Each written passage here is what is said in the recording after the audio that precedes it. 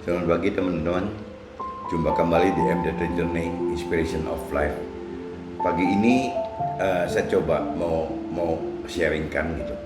Apakah COVID-19 dapat diobati dengan hati yang gembira? Apa iya COVID-19 bisa diobati dengan hati yang gembira? Firman katakan hati yang gembira adalah obat yang manjur. Firman katakan seperti itu. Tapi apakah benar bahwa hati yang bergembira itu adalah obat yang manjur? Obat untuk apa? Apakah obat untuk COVID-19 juga? Ya, sampai ini hari berketemu. Secara rohani, hati yang gembira dan penuh tawa memiliki kuasa kesembuhan. Itu secara rohani. Nah, tapi kalau kita pelajari secara medis gitu, ternyata memang di dalam hati yang gembira, di dalam tawa itu ada hormon endorfin gitu yang sifatnya seperti ganja, tapi ini diproduksi oleh tubuh kita sendiri. Nah, itu yang bisa membuat kita bergembira gitu, bergembira penuh tawa.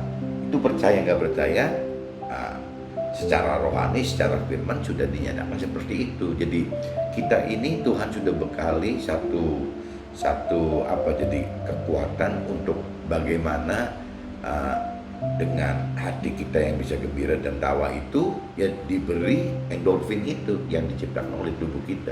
Jadi firman bisa bisa kadang secara rasio kita sering anggap firman itu aneh karena irasional. Dalam hal ini, apakah dalam kondisi sakit kita wajar gembira tertawa? Orang awam akan bertanya seperti itu. Ya, secara rasional sakit itu sepadan sama aja dengan sedih gitu kan, rintihan, keluhan gitu. Yang namanya sakit ya seperti itu. Mungkin nggak ada cerita sakit tertawa bergembira, tidak ada. Sakit itu pasti sepadan itu, sesuai dengan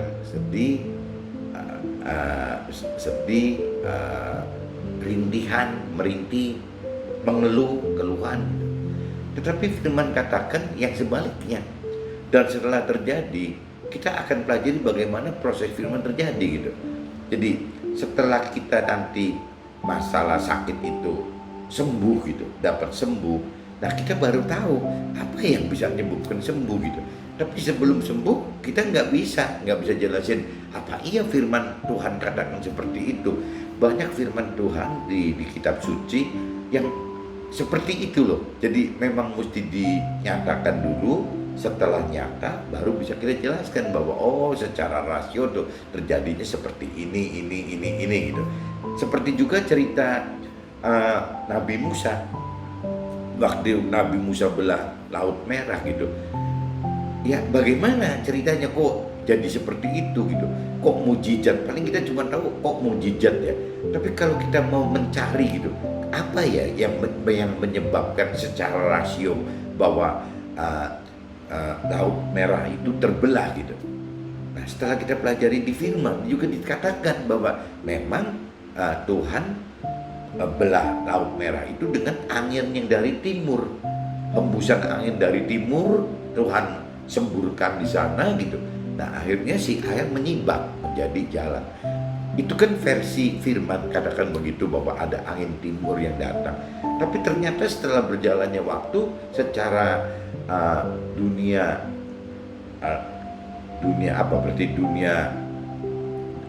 juga pelajari gitu bahwa benar pada hitungan tahun itu memang terjadi satu angin yang besar sekali di Laut Merah sehingga airnya menyibak. Jadi firman Tuhan itu kalau bisa dipikirkan lebih dalam lagi itu bukan irasional, rasional, cuman rasional yang dari Tuhan, itu dari kekuatan Tuhan, karena Tuhan kan maha tahu kapan yang namanya angin timur itu terjadi, dan pada waktu persis gitu yang namanya Nabi Musa dan umatnya akan lewat menyeberangi, menghindar dari Mesir, dari Firaun gitu.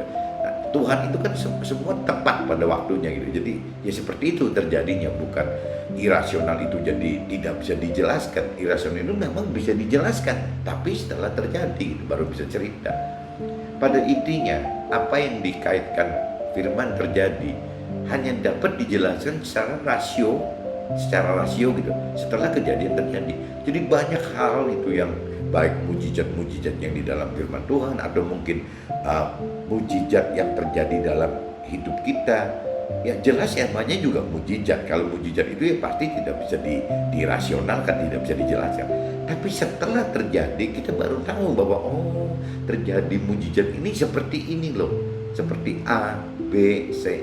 Yang konyol itu kalau seandainya ada orang yang mengalami mujizat tapi tidak merasa itu mujizat. Nah ini sama aja orang tidak percaya Tuhan gitu ya, mengalami mujizat tapi anggapnya ini bukan mujizat, ini umumnya aja gitu. Nah ini kan orang yang hatinya keras, orang yang tidak dibukakan pikirannya oleh Tuhan gitu. Nah ini orang-orang semacam ini yang mestinya berdoa sama Tuhan, minta dibukakan gitu. Karena kita percaya apa yang terjadi, semua yang terjadi itu pasti ada tangan Tuhan yang nyertai kejadian ini gitu. Tapi kalau kita belum bisa itu ya kita mesti ngegali lagi, cari pengenalan akan firman Tuhan, cari pengertian akan firman Tuhan, sehingga kita tahu jelas bahwa apapun yang terjadi saat ini baik dan buruk sebenarnya sudah Tuhan tahu dan memang ada gitu, di dalam firman itu sudah ada. Bahkan sampai kita meninggal pun di firman sudah ada gitu. Jadi sebenarnya kita nggak butuh ramalan dari manusia, memang dari kitab suci juga Tuhan sudah nubuatkan seperti itu. Ramalan Tuhan dalam arti kata ramalannya dengan dasar firman Tuhan, bukan ramalan dengan halusinasi atau fantasi atau imajinasi si peramal, bukan itu, tapi dari firman Tuhan. Jadi saya kembalikan lagi bahwa yang namanya mujizat itu bisa dijelaskan apabila mujizat itu sudah terjadi dan kita mau mengenal firman lebih dalam dan mengerti firman lebih dalam, sehingga kita tahu oh kejadiannya seperti ini dan bisa dijelaskan.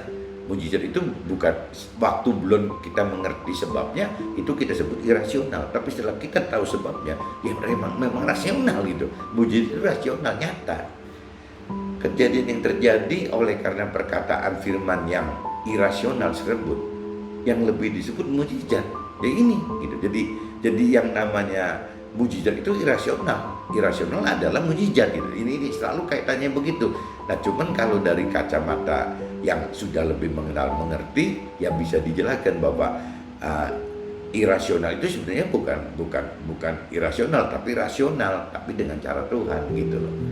Nah mujizat itu real, nyata dan dapat dijelaskan secara rasio setelah kejadian terjadi. Jadi jangan ngomong mujizat itu tidak nyata, mujizat itu nyata gitu.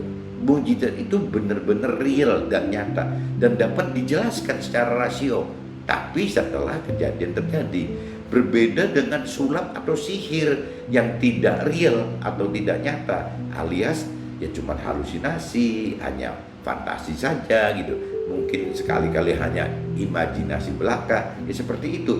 Mujizat bukan seperti itu gitu. Mujizat itu nyata benar nyata gitu, dan bisa dipikirkan secara rasio sebenarnya. Mujizat itu sangat rasional jika kita percaya. Nah ini kembali lagi, mujizat itu harus kita percaya dulu. Kalau kita percaya mujizat dari Tuhan, pasti sangat rasional. Tapi kalau kita tidak percaya, ya acuh saja gitu. Dia anggapnya kebetulan aja seperti itu. Kita percaya bahwa ada kuasa dan kekuatan Tuhan yang supranatural yang menjadikan si irasional saat tadi menjadi rasional. Kenapa? Karena kekuatan Tuhan itu gitu. Kekuatan Tuhan yang supranatural itu yang membuat irasional menjadi rasional. Contoh kayak tadi cerita Nabi Musa belah Laut Merah gitu. Secara rasional itu angin timur kok yang membelah gitu. Tapi kekuatan supranatural Tuhan yang bisa tahu bahwa akan ada angin timur yang datang bertepatan dengan Nabi Musa bawa umatnya nyebrangin laut gitu. Di belakangnya ada tentara Firaun dari Mesir yang akan membunuh si Nabi Musa dan umatnya itu. Nah, Tuhan itu kekuatan supranatural di situ gitu. Jadi selalu mujizat itu bergandeng gitu dengan rasional, tapi terkait dengan supranatural, itu pasti begitu. Nah, kembali lagi yang Tuhan katakan bahwa firman katakan hati yang gembira adalah obat yang manjur. Nah, ini mesti kita pelajari, apakah hati yang gembira adalah obat yang manjur ini adalah irasional atau rasional. Saya pikir kita harus percaya nomor satu gitu. Kedua, kita harus percaya bahwa itu rasional. Ketiga, untuk kita percaya bahwa yang irasional itu menjadi rasional apabila ada kuasa Tuhan yang supranatural bekerja di dalam hal tersebut gitu. Jadi silakan Anda pelajarin yang namanya kita ngadapin kesakitan, kita ngadapin permasalahan hidup, itu kan tidak pernah ada habisnya. Tapi Tuhan sekali lagi ingatkan bahwa hati yang gembira adalah obat yang manjur. Coba ya teman-teman, kalau udah bisa tangkap, coba praktekkan apa benar enggak gitu. Penyakit kita yang berkaitan dengan kesembuhan, permasalahan kita yang berkaitan banyak sekali, misalnya kebangkrutan, ketidakharmonisan dalam keluarga, ini itu banyak sekali. Coba kita praktekkan dengan hati yang gembira. Apakah benar akan menjadi obat yang manjur untuk permasalahan kita semua, untuk kesembuhan kita semua. Oke teman-teman, mungkin sharing pagi ini begini dulu. Mudah-mudahan ada gunanya, dan apabila memang bisa ditangkap maksudnya dan dianggap berguna, tolong sharingkan lagi ke teman-teman yang lain atau keluarga yang lain agar bisa menjadi berkat buat orang yang lebih banyak lagi. Oke? See you. Bye-bye.